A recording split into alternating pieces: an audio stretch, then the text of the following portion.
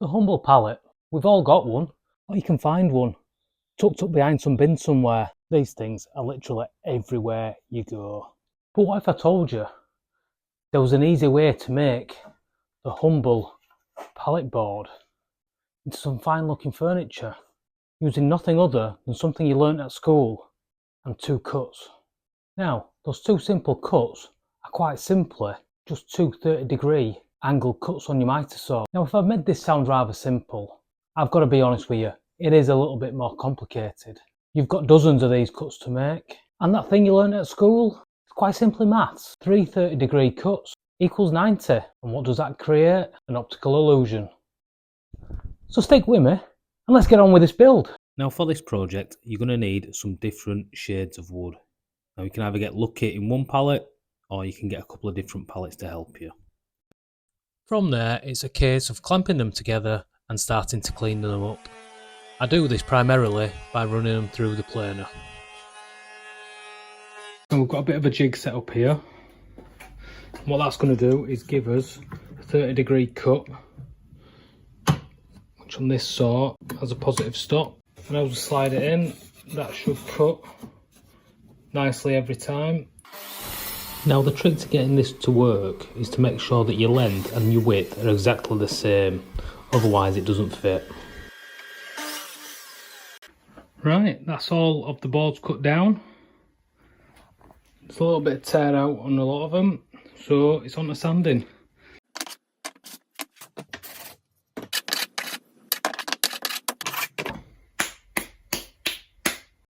Now, there's a bit of a cheat to this. The 0 clearance fence and an 80-tooth miter saw blade don't half cut down on that sanding. So I've gone for a loose fit. First of all, just to make sure I've got enough pieces, but 2 to see how it goes together. If you can see, I've got 3 different shades of wood. I've made sure all 3 grain patterns are going in different directions. And the effect, when you start to look at it, it's pretty damn good.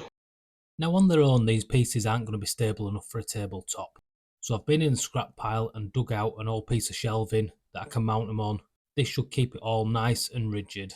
As you can see, this board is too wide for my miter saw. So my top tip here is to flip it over mid-cut and continue from the other side.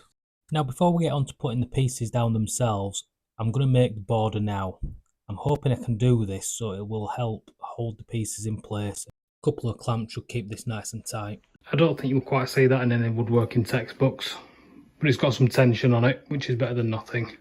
It was at this point that I went on to make one of the biggest mistakes of this build. Because I have no patience, I crack straight on and try to glue it all up in one go. I can't even describe to you the time pressure this put me under.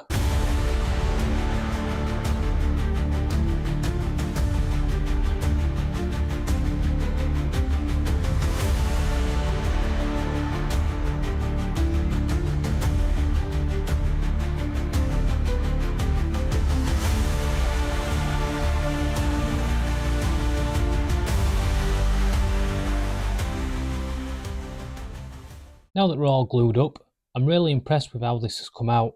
I'm really pleased with it. It needed a little bit of sanding just to make sure everything's level. I've trimmed down the ends, stuck a small round over on it, and then got to sanding through the grits. For the base, I'm going with some hairpin legs. They're a classic look with pallet wood and always come out really well. We're moving on to finishing now, and because I'm so pleased with how it's come out, I'm going to use some Odie's oil on this to really enhance the 3D effect. This stuff's amazing, lovely and thick till you give it a good stir, and it smells truly amazing. Drizzle a little bit on a stick and buff it in, leave for a short time and buff it back out again. I'm really pleased with the sheen that's come up on this. And there we go. A fully functioning coffee table. Not usual run-of-the-mill, other than a couple of bits where I should have selected a bit better wood. You can't tell this is pallet wood. Absolutely amazed at how this come out. It's going to take pride of place in my living room. Now, there's something I'd like to ask you all. It's not the usual like and subscribe. Although if you want to do that, I'd really appreciate it. A lot of this video is a remake of a build that I did about a year ago. I'm trying to look and see whether the quality of my video edits can improve the output of my videos and also how they're doing on YouTube. So if you've enjoyed this style of video, if you've been around long enough to see whether this is an improvement or not, if you could let me know. Really enjoyed this video again this time, and I hope to see you on the next one.